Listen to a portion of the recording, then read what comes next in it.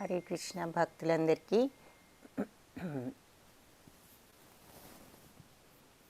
ఈరోజు అందరికీ భగవద్గీత ఇస్కాన్ మ్యాంగ్లూర్ వారి 18 రోజుల గీతా క్లాస్లో మొట్టమొదటి రోజుకి అందరి భక్తులకి కూడా హృదయపూర్వకమైనటువంటి స్వాగతం. ఈరోజు ప్రథమ అధ్యాయాన్ని ప్రారంభిద్దాము. ఈ గీతా క్లాస్ యొక్క ముఖ్యోద్దేశం ఏమిటి అంటే మనందరికీ కూడా భగవద్గీత గురించి ఒక చిన్న అవగాహన అనేది కలిగించటం. ఈ భగవద్గీత అనేది చాలా లోతైనది. మనకి ఒక్క రోజులో ఒక్క అధ్యాయాన్ని పూర్తి చేయటం అంటే అంతా కూడా మనం ఏమీ గ్రహించలేము. కానీ మన చేతనైనంత వరకు ఆ అధ్యాయం యొక్క సారాంశాన్ని గమనించడానికి ప్రయత్నించటమే ఈ క్లాసెస్లో ఉన్నటువంటి ముఖ్య ఉద్దేశము. సో ఇవి అయ్యేసరికి మనకు ఒక రకమైనటువంటి మంచి అవగాహన ఈ గీత సారాంశం గురించి కలగాలి అనే ఉద్దేశంతో ఈ క్లాసెస్ని ప్రారంభించడం జరిగింది ఇస్కాన్ మ్యాంగ్లూర్ వారు. సో ఈరోజు మొదటి అధ్యాయంతో ప్రారంభిద్దాం. హరే కృష్ణ మాతాజీ, లైవ్ స్టార్ట్ అయింది కదా? ఎస్ మాతాజీ. హరే కృష్ణ, ధన్యవాదాలు మాతాజీ. మీరు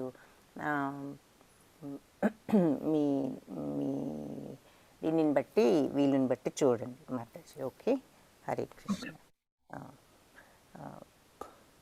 ఓం అజ్ఞానతిమిరాంధస్య జ్ఞానాంజనశలాకయా చక్షురున్మిలితం యేన తస్మై శ్రీ గురవే నమః. నమో ఓం విష్ణుపాదాయ కృష్ణప్రేష్ఠాయ భూతలే శ్రీమతే భక్తివేదాంత స్వామిన్యితి నామినే. నమస్తే సారస్వతీ దేవి గౌరవాణి ప్రచారిణే నిర్విశేష శూన్యవాది పాశ్చాత్య దేశతారిణే.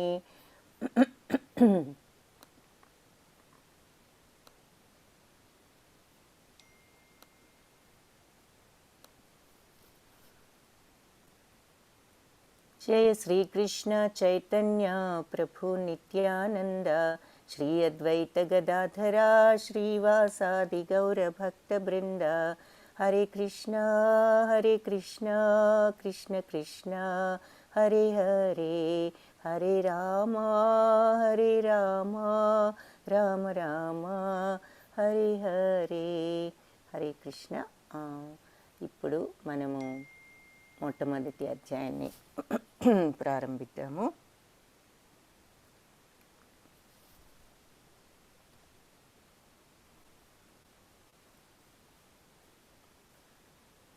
ఇది ముందుగా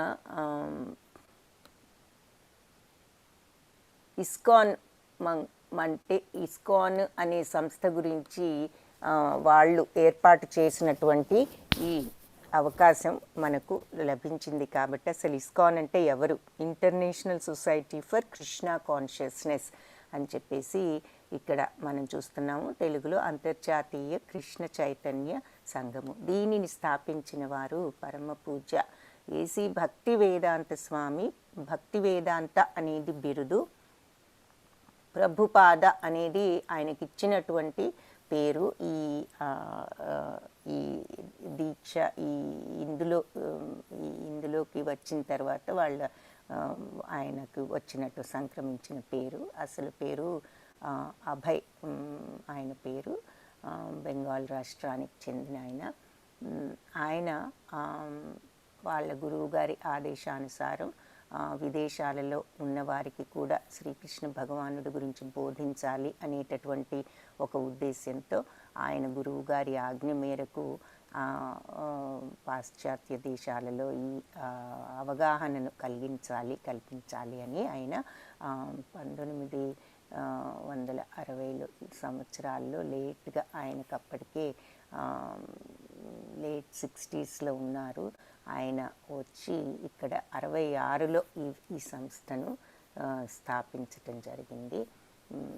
ఆయన యొక్క చరిత్ర ఏమిటి అంటే చిన్నప్పటి నుంచే ఒక వైష్ణవ కుటుంబంలో పుట్టటము. ఆయన చిన్ననాటి నుంచి జగన్నాథ రథ యాత్రలలో పాల్గొనటము, ఆ తరువాత ఆయన యొక్క గురువు బోధలతో ఆయన తరువాత అనేక ఈ అమెరికా వచ్చి ఈ ఇస్కాన్ సంస్థను స్థాపించి అక్కడ అనేక మందికి శ్రీకృష్ణ భగవానుడి గురించి బోధించి అనేక పుస్తకాలు రాసి వారి అందరికీ కూడా అవగాహన కలిగించి ఇప్పుడు ప్రపంచవ్యాప్తంగా ఇస్కాన్ సంస్థలో అనేక సంస్థలు ఉన్నాయి మొత్తం యావత్ ప్రపంచంలోనూ. సో అది దానికి కారణం ఆయన మొట్టమొదటగా ఇది యుఎస్ఏలో స్థాపించటం. ఆ తర్వాత జయపతాక స్వామి ఇది ప్రభుపాద పైన ఉన్నటువంటిది. తరువాత ఇప్పుడు ఇస్కాన్కి మనకు ఉన్నటువంటి హెడ్ జయపతాక స్వామి. ఆ తర్వాత ఇక్కడ నామనిష్టదాస్ ప్రభుజీ, ఈయన మనకు ఇక్కడ ఇస్కాన్ బెంగళూరు కు ఆయన ప్రెసిడెంట్. ఆ తర్వాత ఇక్కడ శ్రీ వాసాంగన్ దాస్ ప్రభుజీ, ఆయన మన ఇస్కాన్ మంగళూరు ఆలయానికి ఆయన మేనేజర్, మన తెలుగు విభాగానికి కూడా ఆయన అధిపతి. వీళ్ళు మన యొక్క ఇస్కాన్ సంస్థ యొక్క గురువులు ప్రభుపాదలు జయపతాక స్వామి, నామనిష్టదాస్ ప్రభుజీ. ఈయన మనకు ఫ్రీగా ఈ కోర్సెస్ ఏర్పాటు చేసిందంతా కూడా ఈ నామనిష్టదాస్ ప్రభుజీ. ఆ తర్వాత మన శ్రీ వాసాంగన్ దాస్ ప్రభుజీ మన తెలుగు విభాగానికి ఆలయానికి కూడా ఆయనే మేనేజరు. హరే కృష్ణ మాతాజీ. హరే కృష్ణ. వినిపించట్లేదు అంటున్నారు మాతాజీ కొందరు. ఓ సరే, చూస్తాను మాతాజీ, 1 సెకండ్ చెక్ చేద్దాము.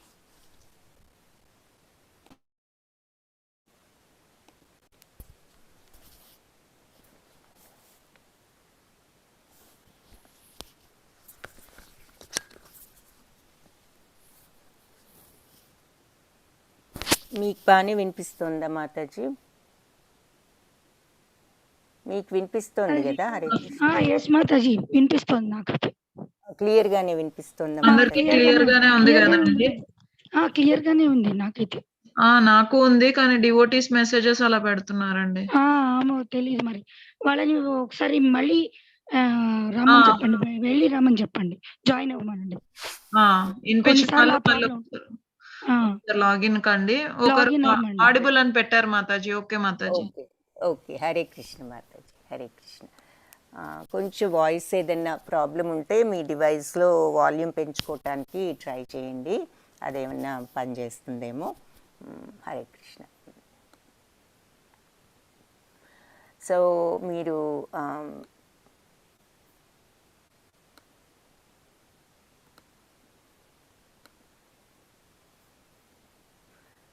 సో ఇక్కడ మనకు ఇది చూసాము, మన యొక్క గురు పరంపర ఇక్కడ. తర్వాత వ్యాసుడు అసలు మనం ఇప్పుడు చూడబోయే భగవద్గీత భారతంలో ఇతిహాసంలో ఒక ఉపాఖ్యానము. వ్యాసుడు రచించిన మహాభారతం అని మనలో చాలామందికి తెలుసు. ఆ మహాభారతంలో కురుక్షేత్ర యుద్ధ సంగ్రామ సమయంలో శ్రీకృష్ణుడు అర్జునుడికి బోధించినది భగవద్గీత అన్న విషయం మీలో కూడా అందరికీ చాలామందికి తెలిసే ఉంటుంది. మహాభారతంలో 6వదైన భీష్మ పర్వంలో, సో ఆ మహాభారత పర్వాలలో మొత్తం మనకి 21 పర్వాలు ఉన్నాయి మహాభారతంలో. సో వాటిల్లో 6వ పర్వంలో 25వ అధ్యాయం నుంచి 42వ అధ్యాయం వరకు 18 అధ్యాయాలుగా 21 అంటే క్షమించాలి, 18 పర్వాలు ఉన్నాయి. వాటిల్లో 25 భీష్మ పర్వం, 6వ పర్వంలో 25th అధ్యాయం అంటే 25th చాప్టర్ నుంచి 42వ చాప్టర్ వరకు కూడా ఈ 18 అధ్యాయాలు కూడా భగవద్గీతగా మనము చూస్తాము. ఈ మహాభారతంలో 6వదైన భీష్మ పర్వంలో 25వ అధ్యాయం నుంచి 42వ అధ్యాయం వరకు ఈ 18 అధ్యాయాలు కూడా భగవద్గీత. భగవద్గీత వేదజ్ఞానసారము మరియు ముఖ్యమైన ఉపనిషత్తులలో ఒకటి. అంటే ఉపనిషద్దని దీనిని అంటూ ఉంటారు, ఏది గీతోపనిషత్ అని చెప్పేసి ప్రసిద్ధి పొందింది. సో భగవద్గీతను కూడా ఒక ఉపనిషత్గా భావించి గీతోపనిషత్ అని అనటం జరిగింది అని చెప్పేసి ఇక్కడ చెప్తున్నారు.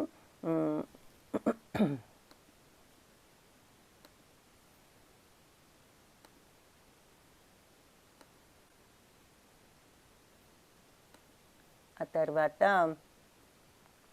మహాభారత కథను వ్యాస మహర్షి శిష్యుడైన వైశంపాయన ముని జనమేజయ మహారాజు అంటే పరీక్షిత్తు కుమారుడు, అభిమన్యుడికి మనుమడు, అర్జునుని ముని మనుమడు.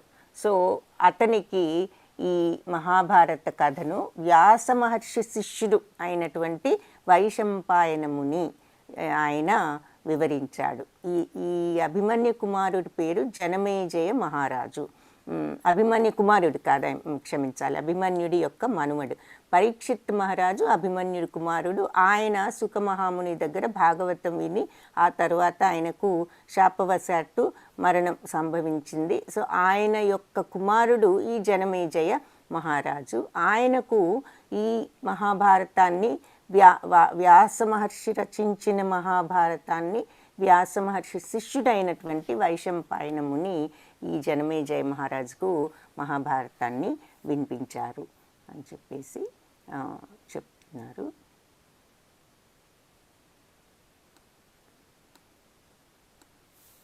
సో ఈ మహాభారత యుద్ధ ప్రారంభంలో ఏం జరిగిందట, అర్జునుడి కోరికపై శ్రీకృష్ణుడు ఈ రణభూమి మధ్యకు రథాన్ని తీసుకువచ్చాడు. అర్జునుడు అడుగుతాడు, మనం ముందు చూస్తాం ఆ శ్లోకాన్ని. ఏమని అంటే, కృష్ణ రథాన్ని తీసుకువెళ్ళి 2 సైన్యాల మధ్య ఆపవలసింది అని చెప్పేసి అడగటం జరుగుతుంది.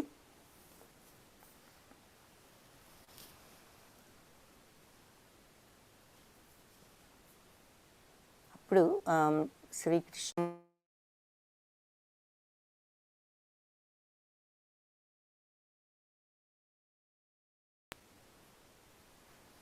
రథాన్ని రాజ్యం కోసం వారిని చంపుకోవటం ఆయనకి నిష్ప్రయోజనం అనిపించిందట.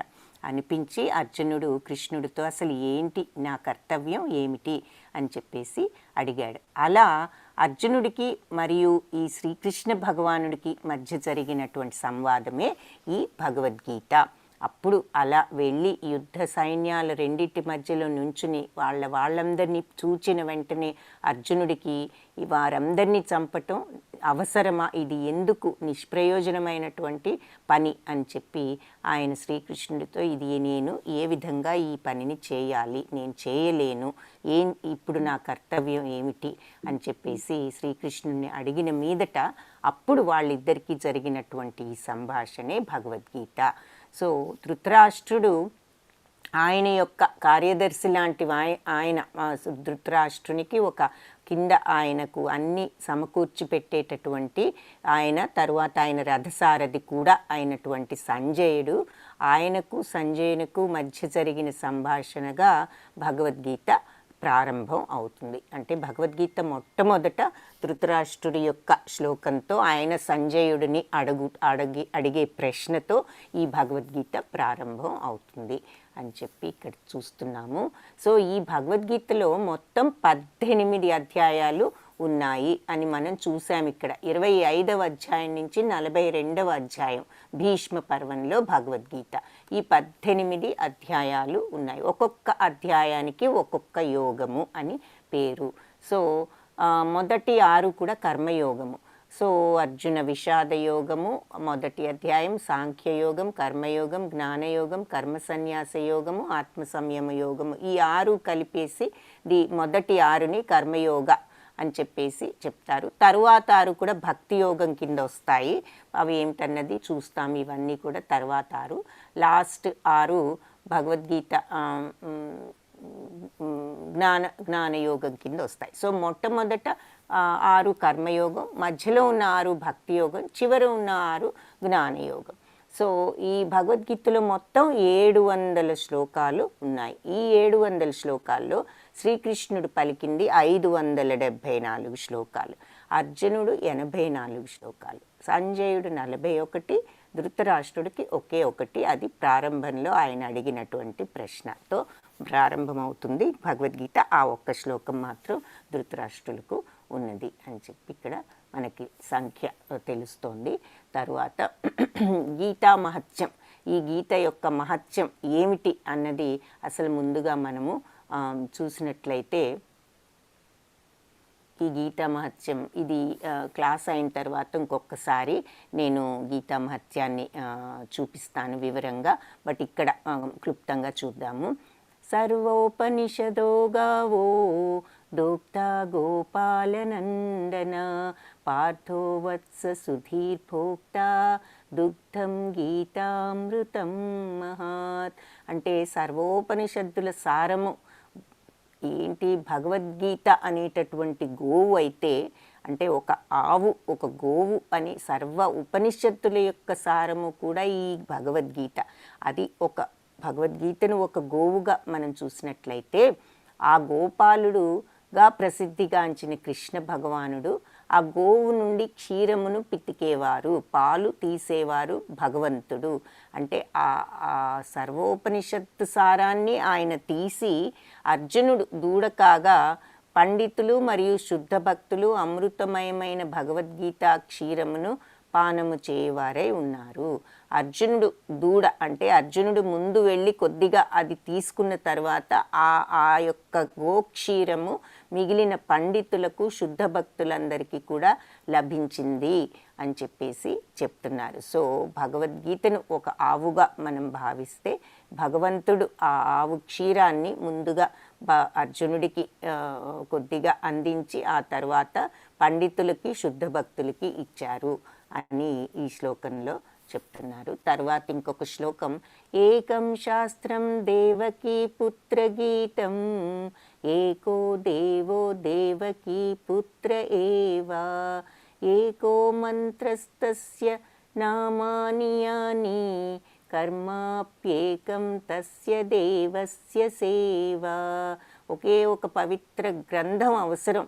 అది శ్రీకృష్ణ భగవానునిచే స్వయంగా ఉపదేశితమైన భగవద్గీత. మనకు అవసరమైనది ఒక్కటి ఉండాలి, పవిత్ర గ్రంథం. అది ఏమిటి అంటే స్వయంగా భగవద్గీత, భగవంతునిచే ఉపదేశింపబడినటువంటి ఈ భగవద్గీత చాలు. ఒకే ఒక ఆరాధించే ప్రభు ఉండాలి, అది శ్రీకృష్ణ భగవానుడు. ఒకే ఒక మంత్రం, ఆయన యొక్క పవిత్ర నామము.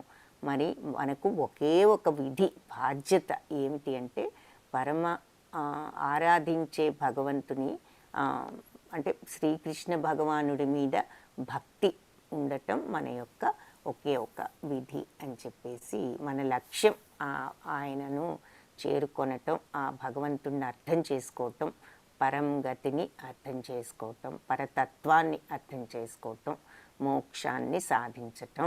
సింపుల్ మాటలో చెప్పాలంటే అది మన యొక్క బాధ్యత, మన ధ్యేయం, మన గమ్యం. సో అది ఇక్కడ మరొకసారి గుర్తు చేస్తున్నారు. ఇప్పుడు ఈ ప్రథమాధ్యాయం పేరు, ప్రతి అధ్యాయానికి కూడా ఒక్కొక్క యోగం అని పేరు పెట్టారు అని చెప్పుకున్నాము. అర్జున విషాద యోగము అని ప్రథమాధ్యాయం యొక్క పేరు. యోగము అంటే భగవంతునితో సంబంధం పెట్టుకోవటము, కనెక్షన్ విత్ గాడ్ అని ఇంగ్లీష్లో మనం చెప్పుకుంటే ఇంకా మనకు క్లియర్గా అవగాహన అవుతుంది. భగవంతునితో సంబంధం పెట్టుకోగలగటము యోగా అంటే అర్థము. సో మొట్టమొదటిది అర్జున విషాద యోగము. ఎందుకు విషాదము అంటే ఇలా తన వాళ్ళందరినీ చూసి నేను వీళ్ళందరినీ ఇప్పుడు చంపాలా, అది అవసరమా అనేటటువంటి ఒక బాధ అర్జునుడిలో కలిగింది.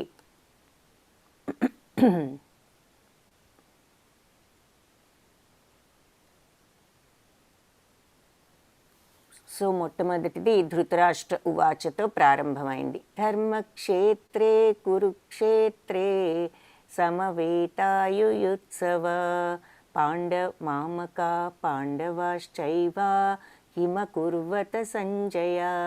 అయితే ధృతరాష్ట్రుడు అడుగుతున్నారు సంజయుణ్ణి, ఆయన యొక్క సారథి, ఆయనకు ప్రక్క నుండి అన్నీ చూసేటటువంటి ఈ సంజయుణ్ణి, సంజయ ధర్మక్షేత్రం అనేటటువంటి కురుక్షేత్రంలో సమావేశమయ్యారు. ఈ ఉత్సవ చాలా ఉత్సాహంతోనూ, ఎవరు?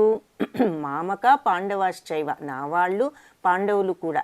హిమకుర్వత సంజయ, ఏం జరుగుతోంది సంజయ అక్కడ వీళ్ళంతా ఉత్సాహంగా సమావేశమయ్యారు, ఏం జరుగుతోంది అని చెప్పేసి అడుగుతున్నారు. అంటే అక్కడ ఏం జరుగుతుంది, యుద్ధానికి వెళ్ళిన వాళ్ళు ఎలాగూ యుద్ధం చేస్తారు, కానీ ఆయన అడగటంలో అర్థం ఏమిటి అంటే కారణం ఆయనకు కలిగినటువంటి ఆందోళన, ఏం జరుగుతుంది అనేటటువంటి ఒక ఆందోళన చూస్తున్నాము. అప్పుడు సంజయ ఉవాచ, అది ఆయనకు ఒకలాంటి ఆందోళన కలిగి అడిగిన ప్రశ్నకు సంజయుడు ఈ విధంగా సమాధానం చెప్పారు. సంజయ ఉవాచ దృష్ట్వా తు పాండవానీకం వ్యూఢం దుర్యోధనస్తదా ఆచార్యముపసంగమ్య రాజా వచనం అబ్రవీత్. సంజయుడు ఏమన్నారు, రాజా వ్యూహాత్మకంగా నిలిపి ఉన్న పాండవ సైన్యాన్ని చూచి దుర్యోధనుడు తన గురువు ద్రోణాచార్యుడిని సమీపించి ఈ విధంగా చెప్పారు. సో ధృతరాష్ట్రుడు అడిగినటువంటి ప్రశ్నకు సంజయుడు ఈ రకంగా సమాధానం చెప్పాడు. ఏమని, ఈ దుర్యోధనుడు ఈ వ్యూహాత్మకంగా ఈ సైన్యాలన్నీ కూడా వాళ్ళ ఒక వ్యూహం ప్రకారంగా నుంచుంటారు, వాళ్ళంతా ప్లాన్ చేసుకుని.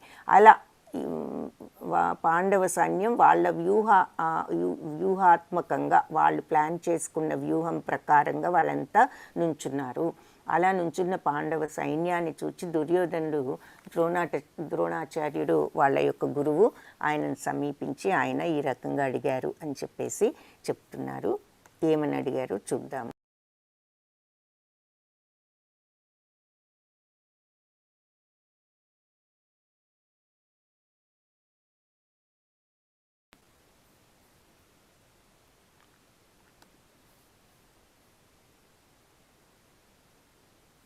పశ్యైతాం పాండుపుత్రాణం ఆచార్య మహతీం చమూం వ్యూఢాం ద్రుపదపుత్రేణ తవ శిష్యేణ ధీమత. ఓ గురువర్య, మీ ప్రియ శిష్యుడు అయిన ద్రుపదపుత్రుడిచే అత్యంత వ్యూహాత్మకంగా నిలుపబడిన ఈ పాండవ సైన్యాన్ని చూడంటే ఒకలాంటి భయము, ఇంకొక లాంటి కొద్దిపాటి హేళన కూడా ఇందులో ఉంది. గురువుగారితో అంటున్నాడు మీ ప్రియ శిష్యుడు అయిన ద్రుపదపుత్రుడిచే. సో ద్రుపదపుత్రుడు కూడా ద్రోణుడి యొక్క శిష్యుడే అని మనకు ఇక్కడ అర్థమవుతుంది. సో ఆయన అత్యంత వ్యూహాత్మకంగా వాళ్ళ పాండవుల సైన్యాన్ని ఎంత బాగా అరేంజ్ చేసి అక్కడ పెట్టాడో చూడండి అని చెప్పేసి ఈయన చెప్పటం జరిగింది.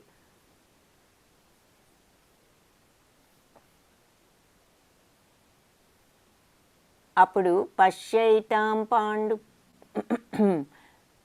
ఈ పాండవుల సైన్యంలో ధైర్య సాహసవంతులు, అస్త్ర విద్యా నిపుణులు, శౌర్యంలో భీమార్జునులతో సమానులైన వాళ్ళు, సాత్యకి, విరాటుడు, ద్రుపదుడు, దృష్టకేతువు, చేకితానుడు, కాశీరాజు, పురుజిత్తు, కుంతిభోజుడు, శైబ్యుడు, ఇలా చాలామంది, ఉత్తమౌజుడు, అభిమన్యుడు, వీళ్ళంతా ఉప పాండవులు, వీళ్ళంతా కూడా ఉన్నారు ఈ పాండవ సైన్యంలో. సో అదంతా కూడా వివరిస్తున్నారు. అస్మాకం తు విశిష్టాయే తాన్ని బోధాద్విజోత్తమ నాయకా మమ సైన్యస్య సంజ్ఞార్థం తాన్ బ్రవీమితే. సో బ్రాహ్మణోత్తమ, ఇక మన సైన్యంలో ఉన్న నాయకులు, సుప్రసిద్ధులు అయిన వాళ్ళ గురించి కూడా మీకు చెప్తాను. సో మన సైన్యంలో కూడా ఉన్నారు నాయకులు, సుప్రసిద్ధులు, వీళ్ళంతాను.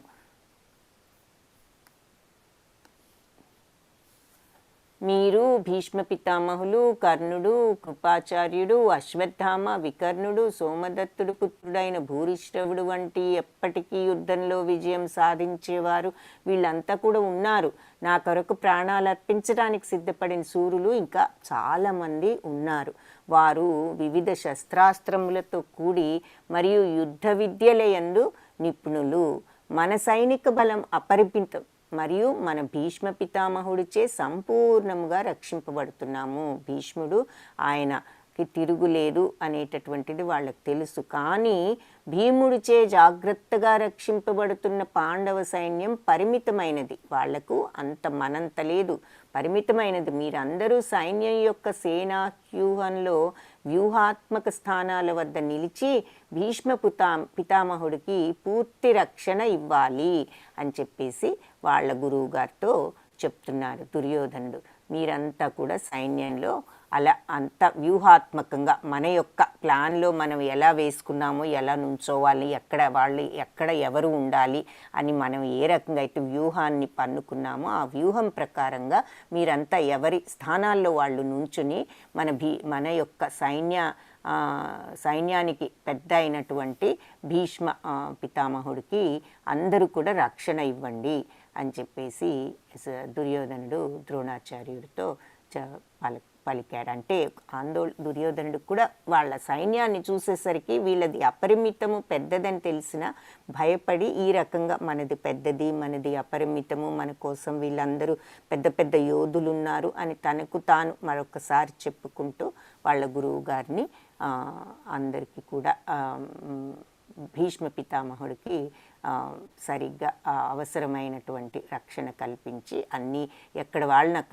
అక్కడ ఉంచండి, ఈ వ్యూహం ప్రకారం మనం పన్నిన వ్యూహం ప్రకారం ఎవరి స్థానాల్లో వాళ్ళని అని చెప్పడం జరిగింది. అప్పుడు కురువంశ పరాక్రమవంతుడు వృద్ధ పితామహుడు అయిన భీష్ముడు దుర్యోధనుడికి సంతోషం కలిగించేలాగంటే దుర్యోధనుడు ఆందోళన కొంచెం భయము ఉంటోంది అన్నది గ్రహించి భీష్ముడు ఆయనకి సంతోషం కలగాలన్నట్లు సింహం గర్జన వంటి ధ్వని కలిగినట్లుగా పెద్దగా తన శంఖాన్ని పెద్ద శబ్దంతో పూరించాడట భీష్మ పితామహుడు.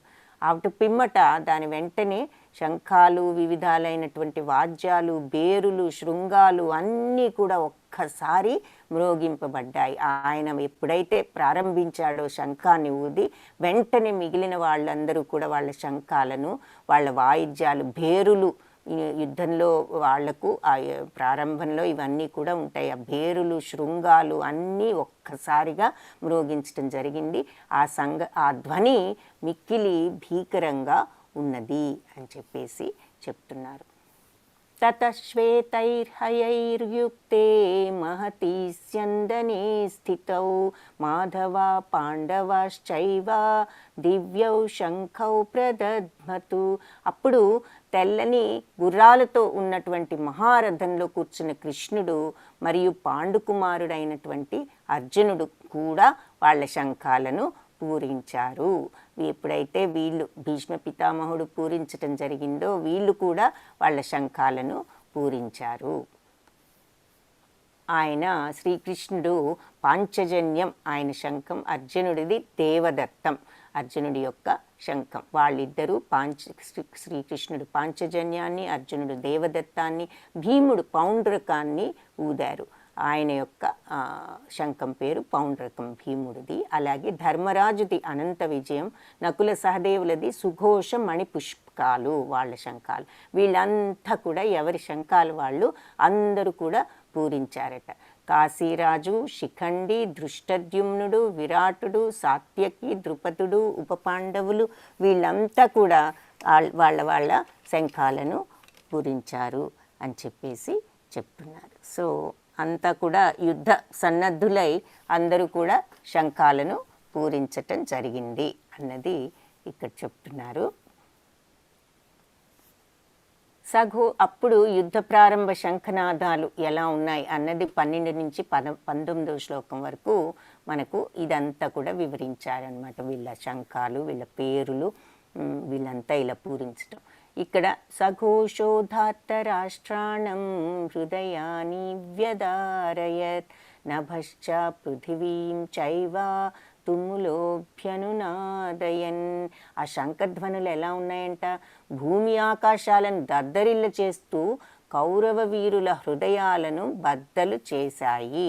ధృతరాష్ట్ర కుమారులు కౌరవులు వాళ్ళ యొక్క హృదయాలను బద్దలు చేశాయి, అంత దద్దరిల్లిపోయేటట్లు ఉన్నాయి అని చెప్తున్నారు.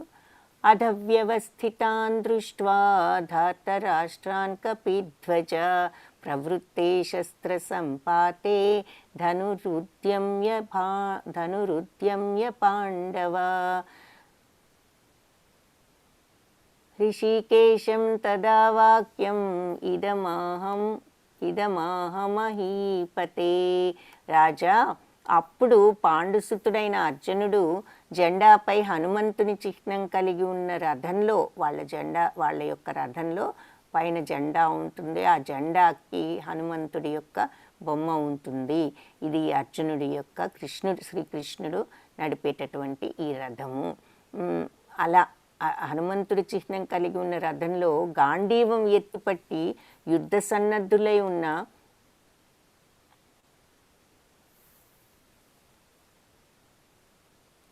అర్జునుడు, అంటే అర్జునుడి యొక్క రథం మీద ఉన్న జెండాపై హనుమంతుడు ఉన్నారు అన్నది జెండాపై కపిరాజు అని మనకు తెలిసిన విషయం. ఆ రథంలో కూర్చుని ఆయన యుద్ధ సన్నద్ధులైనటువంటి దుర్యోధనుడిని వీళ్ళందరినీ చూసి శ్రీకృష్ణుడితో అర్జునుడు ఇలా అన్నాడట. అర్జున ఉవాచ, ఆయన పరిశీలన చేస్తున్నాడు అర్జునుడు. ఏమని? సేనయోరుభయోర్మధ్యే రథం స్థాపయ మే అచ్యుత యావదేతాన్ నిరీక్షేహం యోద్ధుకామానవస్థితాన్ కైర్మయా సహ యోద్ధవ్యం అస్మిన్ రణసముద్యమే. అప్పుడు నా రథాన్ని 2 సైన్యాల మధ్య తీసుకువెళ్ళి నిలుపు అర్జున. కృష్ణ, అచ్యుత అంటే నాశనం లేని వాళ్ళు అని చెప్పేసి అర్థము శ్రీకృష్ణుడి పేరు. తద్వారా ఈ మహాయుద్ధ రణరంగంలో నేను ఎవరితో యుద్ధం చేస్తున్నానో ఒకసారి చూస్తాను. సో దయచేసి ఈ రథాన్ని తీసుకువెళ్ళి 2 సేనల మధ్య పెట్టమని అడగటం జరిగింది అర్జునుడు. అప్పుడు ఇక్కడ మనకు కనిపిస్తున్న చిత్రంలో 2 మహా సైన్యాలు, వీటి మధ్యలో ఈ రథాన్ని శ్రీకృష్ణ భగవానుడు తీసుకువెళ్ళి పెడుతూ ఉండటం. అప్పుడు సంజయుడు మళ్ళీ ఇలా అన్నాడు. ఏవముక్తో హృషికేశో గుడాకేశేన భారత సేనయోరుభయోర్మధ్యే స్థాపయిత్యారథోత్తమం భీష్మద్రోణ ప్రముఖత సర్వేషాం చ మహీక్షితాం ఉవాచ పార్థ పశ్యైతాన్ సమవేతాన్ కురూనితి. సంజయుడు ఏమన్నాడు? ధృతరాష్ట్ర, అర్జునుడి మాటలు ఆలకించిన శ్రీకృష్ణుడు 2 సేనల మధ్య భీష్మ ద్రోణాదులకు ఎదురుగా రథాన్ని ఆపాడట. ఆపి పార్థ, ఇక్కడ చేరిన కౌరవ వంశీయులందరినీ కూడా చూడు అని చెప్పేసి అనటం జరిగింది. అంటే కరెక్ట్గా భీష్మద్రోణాదుల ఎదురుగా రథాన్ని శ్రీకృష్ణుడు ఆపటం జరిగి వీళ్ళందరినీ కూడా పరిశీలించు, నువ్వు అడిగావు కదా ఇక్కడికి తీసుకొచ్చాను అని చెప్పేసి శ్రీకృష్ణుడు అనగానే అర్జునుడు తాన్ సమీక్ష్య స కౌంతేయ సర్వాన్ బంధూనవస్థితాన్ కృపయా పరయావిష్టో విషీదన్నిదమబ్రవీత్. పాపం అక్కడ చూడగానే అర్జునుడు ఎవరిని, తన స్నేహితులు, బంధువుల్ని, వీళ్ళందరినీ చూసిన వెంటనే కరుణతో మునిగిపోయి ఇలా మాట్లాడాడట అర్జునుడు. కృష్ణ, అర్జునుడి యొక్క దయాభావం ఈ 3 శ్లోకాల్లో. యుద్ధాసక్తులై ఎదురుగా ఉన్న చుట్టాలను చూడగానే నా అవయవాలన్నీ కూడా తడబడుతున్నాయి, నోరు ఎండిపోతోంది, శరీరము గగుర్పాటుతో కంపిస్తోంది, గాంధీవం కూడా చేతిలో నుంచి జారిపోతుంది. గాంధీవం అంటే అర్జునుడి యొక్క విల్లు. ఇది ఇక్కడ ఈ చిత్రంలో చూపిస్తున్నారు. ఈ గాంధీవం చేతిలోంచి జారిపోతోంది, దేహం మండిపోతోంది, నిలబడటానికి కూడా శక్తి లేదు, నా మనస్సు తల్లడిల్లుతోంది అని చెప్పి అర్జునుడు శ్రీకృష్ణుడితో అనటాన్ని ఈ చిత్రంలో చూస్తున్నాము. సో అన్నీ ఇక్కడ ఒక్కసారి ఈ చిత్రాన్ని గమనించండి. అవయవాలు కంపించటం, నోరు ఎండిపోవటం, దేహం కంపిస్తోందని, వెంట్రుకలు రోమాంచితం అవుతున్నాయి, గాంధీవం జారిపోయింది, చర్మం మండుతోంది, కాళ్ళు నిలబడలేకపోవటం, మనసులో లేదు అని ఆయన యొక్క స్థితి ఇక్కడ వివరిస్తున్నారు. ఇక్కడ మనం ఈ చిత్రంలో చూడొచ్చు.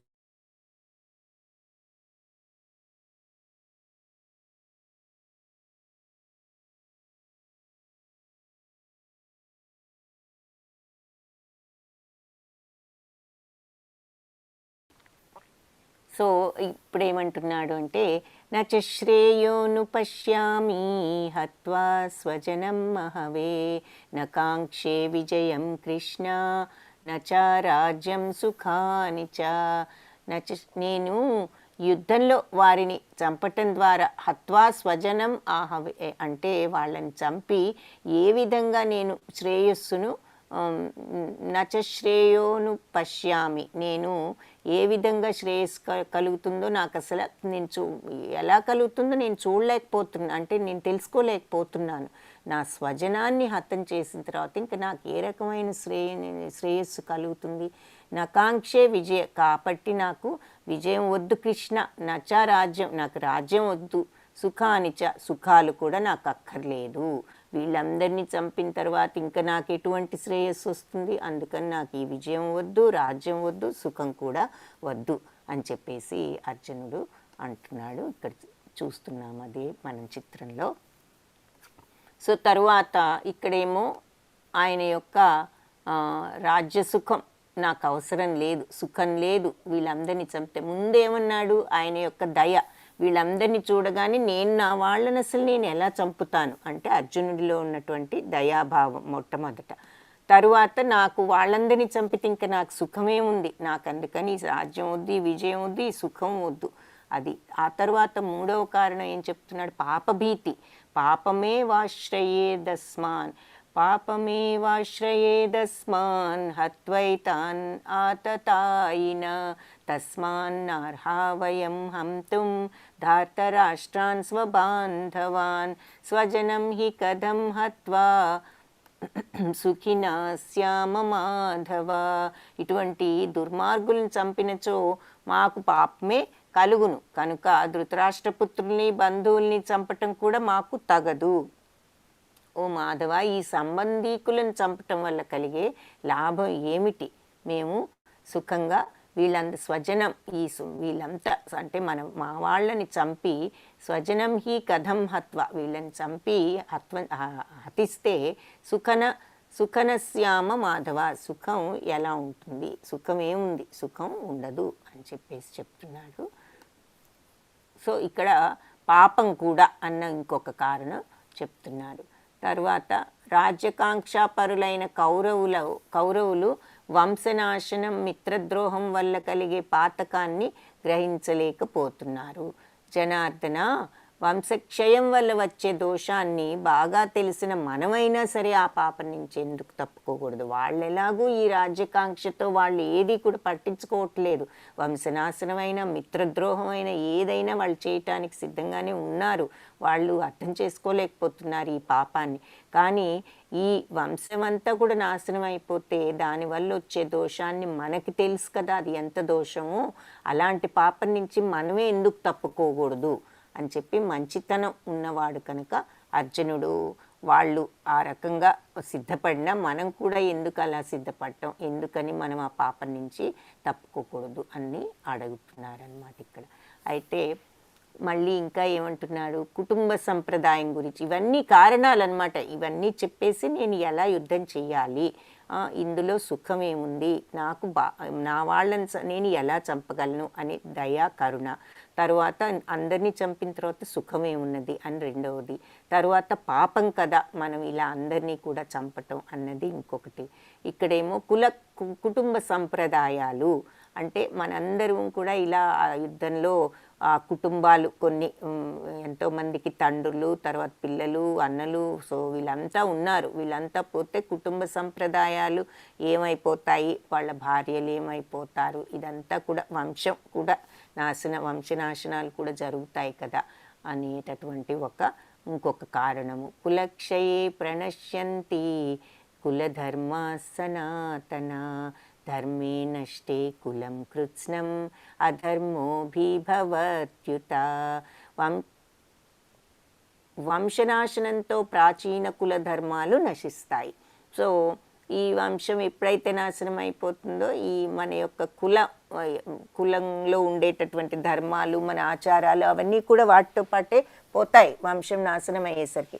సో కుల ధర్మాలు నశించితే ఏమవుతుంది, వంశం అంతటా కూడా అధర్మం అలుముకుంటుంది. సో ఇలా వంశం నాశనం అవుతుంది, తద్వారా కులధర్మాలు నాశనం అవుతాయి. కులధర్మాలు కూడా నాశనం అయిపోతే మొత్తం అంతా కూడా అధర్మం అలుముకుంటుంది కదా అని చెప్పేసి అది కూడా ఒక కారణం అని ఇక్కడ చూస్తున్నాము. ఈ కారణాలన్నీ చెప్తున్నాడు. ఆ తర్వాత లాస్ట్కి ఏం చెప్తున్నాడంటే అనిశ్చయము, నేను నిశ్చయం చేసుకోలేకపోతున్నాను. యది మామ ప్రతీకారమశస్త్రం శస్త్రప్రాణయ ధార్తరాష్ట్రారణి హన్యో స్తన్మే క్షేమాతరం భవేత్. నిరాయుధుడను ప్రతీకారం చేయని వాడును అయిన నన్ను ఆయుధాలు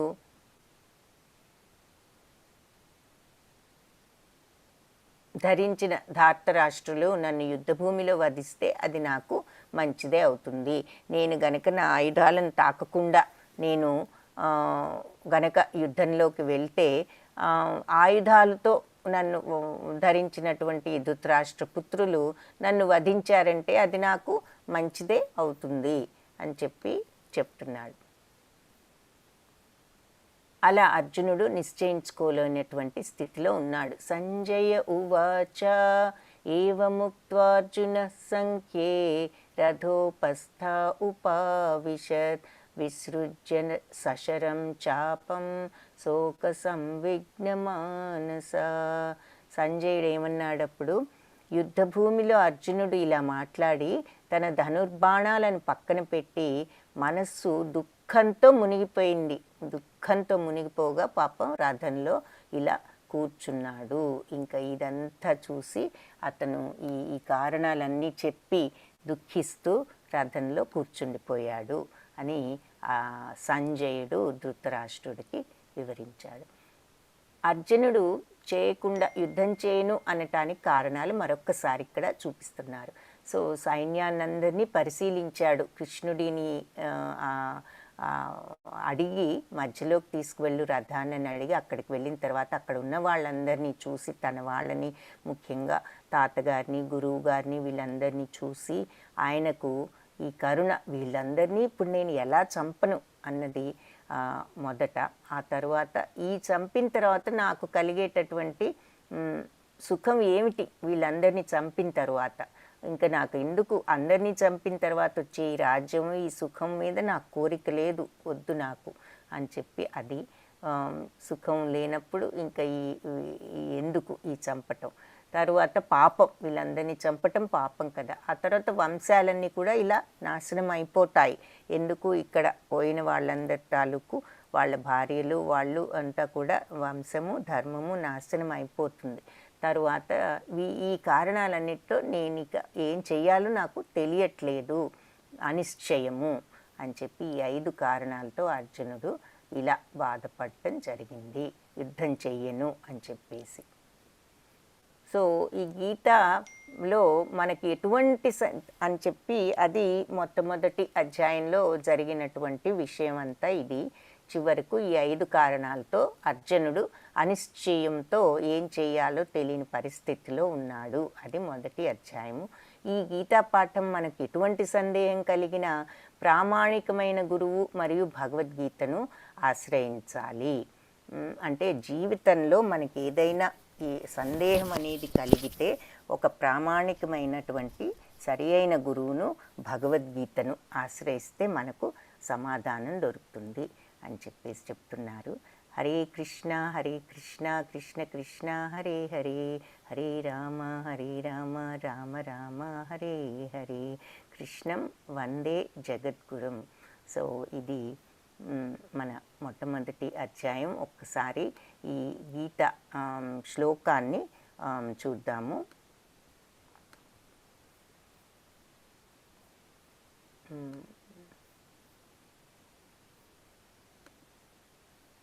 గీతా మహత్యాన్ని ఒకసారి ఈలోపు యాక్చువల్లీ ప్రతి అధ్యాయానికి ఒక చిన్న క్విజ్ ఒకటి ఉంది. ఆ క్విజ్ ఇస్తాను. ఈ లోపల మీరు ఆ క్విజ్ చేయటానికి ప్రయత్నించండి. నేను ఈ మొదటి 2, 3 చాప్టర్స్ క్విజ్ కాదు, ఇది పోల్ అంటాము. క్విజ్ మీకు సెపరేట్గా ఉంటుంది. ఆ క్విజ్ మీకు వాట్సాప్ గ్రూప్లో పోస్ట్ చేస్తారు. మీరు అది చేస్తే మీకు అందరికీ కూడా సర్టిఫికెట్ వస్తుంది. ప్రస్తుతం ఇది మీకు ప్రాక్టీస్ కోసము, ఎంతవరకు మీకు అవగాహన అయింది అనే దానికోసము ఈ పోల్ ఒకటి పెడుతూ ఉంటాము. సో మీరు ఈ పోల్ని ఆన్సర్ చేయడానికి ప్రయత్నించండి. మాతాజీ లైవ్ స్టైప్ చూస్తారు మాతాజీ.